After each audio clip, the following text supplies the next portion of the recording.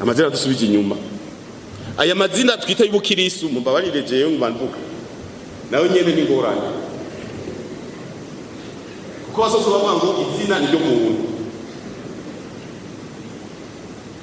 sawa barita amazina bivanye n'ibihe abantu basaze bakamwita barinzigo kubera ihene byacanganye ugasanga bakwisa izina kari ku nzira cyangwa ndi ku nzira ongera wavuka bari ku rugendo ayitwa ndi ku nzira n'ibindi mugabo twebwe turaba aya mazina y'ubukirisu mubabarire urazi ko muvuye mu misa singomba kubahungabanya mugabo uravye iryo bita izina ry'ubukirisu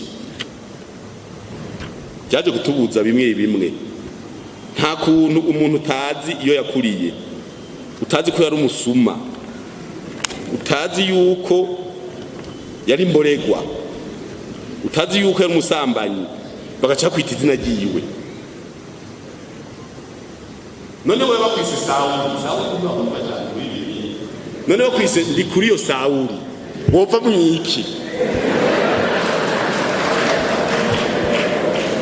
oya bakwise ndi kuri yo Sawuli wenyene Imana mukwise abisikade avugira amaso wewe Sawuli wewe mpanze abantu baje bahari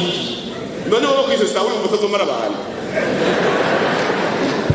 ku mazina mwamwe gusa